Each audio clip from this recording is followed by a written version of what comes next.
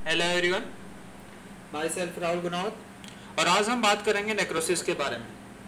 Necrosis जो cell injury का जो यूनिट है उसका एक अल्ट्रा इम्पोर्टेंट टॉपिक है जो अक्सर एग्जाम में पूछ लिया जाता है और ये लॉन्ग क्वेश्चन की फॉर्म में भी पूछते हैं। तो जब लॉन्ग क्वेश्चन के अंदर पूछेंगे तो जो नेक्रोसिस है, इस नेक्रोसिस के बारे में अपन को बताना है और इसके जो टाइप है, 5 तरह के जो टाइप है इसके, कोगुलेटिव, लिक्विफिकेटिव और केशियस, फैट्स और फिब्रिनोइड्स, वो सारे टाइप है, उनको अलग अलग से डिस्क्राइब करके बताना है। तो वो सारा कुछ लिखना पड़ता है जब नेक्रोसिस लॉन्ग क्वेश्चन के अंदर आता है।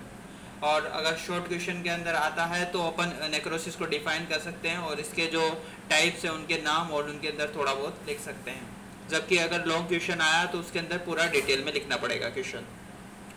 तो नेक्रोसिस पढ़ने से पहले सबसे पहले अपन को पढ़ना पड़ता है कि जो इरिवर्सिबल सेल इंजरी के बारे में बात करना पड़ता है। तो अगर कोई सेल से एक्सपोज हो जाता है इंजरीज स्टिमुलेशन कंटिन्यू, या फिर ऐसा बोला जाए कि अगर उसके अंदर इंजरी हो जाती है सीवियर, तो जिसके कारण क्या हो जाता है, सेल की डेथ हो जाती है। अब जब सेल की डेथ हो जाती है जिसके कारण नेक्रोसिस भी हो सकता है, नेक्रोसिस और एपोप्टोसिस कंडीशन, 2 कंडीशन हो जाती है। अब जो सेल डेथ हो जाता है ये डिपेंड करता है एक नेचर और एक सीवियरिटी ऑफ इंजरी। तो अब जो नेक्रोसिस है, तो नेक्रोसिस के अंदर अगर बात की जाए तो अपन बात करेंगे कि नेक्रोसिस क्या होता है। नेक्रोसिस है, ये कहने का मतलब ये है कि ये एक मॉर्फोलॉजिकल चेंजेस हैं जो इंडिकेट करता है एक सेल डेथ। तो सेल डेथ होने के बाद में जो मॉर्फोलॉजिकल चेंजेस आते हैं जो लिविंग टिश्यू के अंदर, वो फॉलो करता है एक हार्मफुल इंजरी, तो उसी को नेक्रोसिस बोला जाता है। और अपन ने कहा था कि जो नेक्रोसिस है, नेक्रोसिस क्या है, एक अनरेगुलेटेड सेल है। जबकि एपोप्टोसिस जो कंडीशन है, ये एपोप्टोसिस अपने जब शुरू से अपन पढ़ते हैं कि एपोप्टोसिस जैसे ही नाम आता है तो दिमाग में एक चीज आ जाती है अपने कि एपोप्टोसिस का मतलब क्या हो जाता है कि प्रोग्राम सेल डेथ, करेक्ट। ये या फिर ऐसा बोला जाए कि रेगुलेट सेल है वो उसकी डेथ हो गई। तो जब प्रोग्राम सेल की डेथ हो गई, जब रेगुलेट सेल की डेथ हो गई, तो उसको बोला जाता है एपोप्टोसिस। और नेक्रोसिस की अगर बात की जाए तो नेक्रोसिस क्या है, ये एक अनरेगुलेटेड और एक एक्सीडेंटल फॉर्म है सेल डेथ की, करेक्ट। अब उसके बाद में नेक्स्ट पॉइंट है कि जो नेक्रोसिस है ये हमेशा पैथोलॉजिकल होता है, पैथोलॉजिकल कॉज होता है। अब कभी भी फिजियोलॉजिकल नहीं होता, ये चीज़ आप दिमाग में बिठा लेना। ये जो नेक्रोसिस है ये हमेशा पैथोलॉजिकल होगा, फिजियोलॉजिकल कभी नहीं होगा। अब इसका जब नेक्रोसिस हो गया कोई सेल के अंदर, मतलब नेक्रोसिस का मतलब क्या है कि जब सेल डेथ हो गया, सेल डेथ हो जाने के बाद में जो हमारे लिविंग टिश्यू है उनके अंदर क्या हो जाता है कि मॉर्फोलॉजिकल चेंजेस आते थे। अब और फॉलोइंग हार्मफुल इंजरी हो जाती है।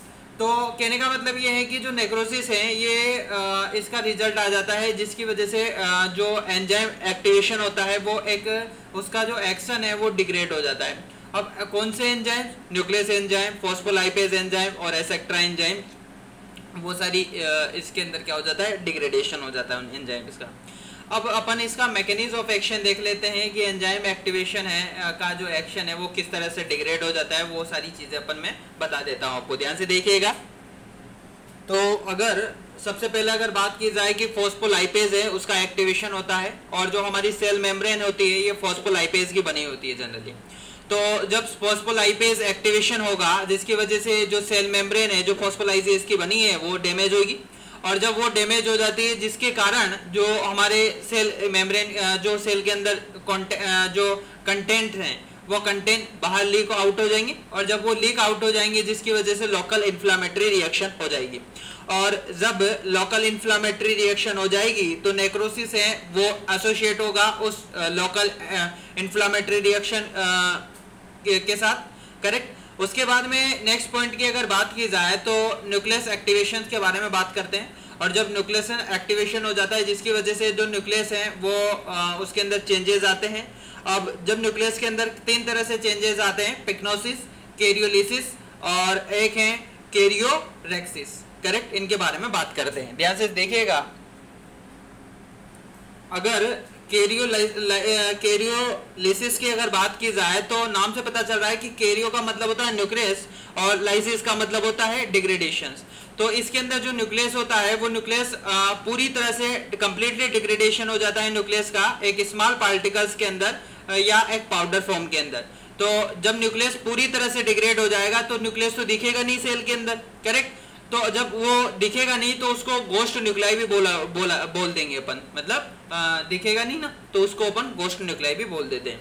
और उसके बाद में नेक्स्ट है कैरियोरेक्सिस की अगर बात की जाए तो रेक्सिस का मतलब ही होता है, रेक्सिस शब्द का मतलब ही होता है फ्रेगमेंटेशन, मतलब, और कैरियो का मतलब न्यूक्लियस, मतलब इसके अंदर जो न्यूक्लियस है वो ब्रेक डाउन होंगे इनटू मेनी फ्रेगमेंट में, बहुत सारे तरह के फ्रेगमेंट में ब्रेक डाउन हो जाएंगे। और पिग्नोसिस कंडीशन की अगर बात की जाए तो पिग्नोसिस के अंदर क्या हो जाता है कि जो न्यूक्लियस होता है वो सिंकेज होता है न्यूक्लियस का, और जब वो सिंकेज हो जाता है तो वो अपेयर होगा एक श्रंकन और एक डीपली बेसोफिलिक और एक इंक डॉट न्यूक्लियस की तरह वो रिजेंबल करेगा, हमें अपेयर होगा, दिखाई देगा, करेक्ट। अब उसके बाद में नेक्स्ट पॉइंट की अगर बात की जाए तो ध्यान से देखिएगा। अब उसके बाद में नेक्स्ट बात की जाए फेट ऑफ नेक्रोसिस के बारे में बात की जाती है। फेट ऑफ नेक्रोसिस का मतलब है कि जो डेड कहने का मतलब है कि जो डेड सेल है उसका क्या होगा। अब जब डेड सेल है उसका एक फर्स्ट कंडीशन है कि उसका डाइजेशन हो जाए, कोई भी एंजाइम्स के द्वारा डाइजेशन हो जाता है। सेकंड है कि जो उसका रिप्लेसमेंट हो जाता है माइलिन फिगर के साथ, और माइलिन फिगर का मतलब है कि जो एग्रीगेट हो जाते हैं वो डैमेज सेल मेम्ब्रेन के, करेक्ट। और दूसरी बात की जो कैल्शियम जो डिपोलराइजेशन हो जाए डेड सेल के अंदर, मतलब जिसको कैल्शिफिकेशन बोला जाता है, तो ये सारी कंडीशन हो जाएगी, मतलब डाइजेशन हो जाएगा एंजाइम्स के द्वारा, रिप्लेसमेंट हो जाएगा बाय माइलिन फिगर के द्वारा, और एक कैल्शिफिकेशन कंडीशन हो जाएगी। अब उसके बाद में नेक्स्ट अपन बात करते हैं मॉर्फोलॉजिकल पैटर्न और टाइप ऑफ नेक्रोसिस के बारे में बात करते हैं। तो नेक्रोसिस बहुत टाइप का होता है और 5 तरह का होता है necrosis: coagulative necrosis, liquefactive necrosis, caseous necrosis, fat necrosis और फिब्रिनोइड नेक्रोसिस। अब इन सभी को अपन डिटेल में पढ़ेंगे अगले वीडियो के अंदर। इस वीडियो के अंदर इतना ही है क्योंकि वीडियो ज़्यादा बड़ा बन जाएगा। तो नेक्रोसिस एक बहुत ही अल्ट्रा इंपॉर्टेंट टॉपिक है, नेक्रोसिस, एपोप्टोसिस। तो पहले नेक्रोसिस को ख़त्म करेंगे, फिर हम एपोप्टोसिस पढ़ेंगे। और जब मैं एपोप्टोसिस का वीडियो बनाऊंगा और इसका जो सेकंड वीडियो बनाऊंगा टाइप ऑफ नेक्रोसिस है वो कोगुलेटिव, लिक्विफिकेटिव, वो सारा वो इस वीडियो के डिस्क्रिप्शन में मैं उनका भी लिंक दे दूंगा, तो वहाँ से भी आप डायरेक्ट देख सकते हो, तो आपको अवेलेबल हो जाएगा। तो आशा करता हूँ कि ये वीडियो आपको पसंद आई हुई होगी। अगर ऐसा हुआ है तो please like, share and subscribe my medicos studio YouTube channel. और इसके जो नोट्स हैं वो मैं फेसबुक पेज पे भी अपलोड करता हूँ और जो टेलीग्राम चैनल है उस पर भी अपलोड करूँगा।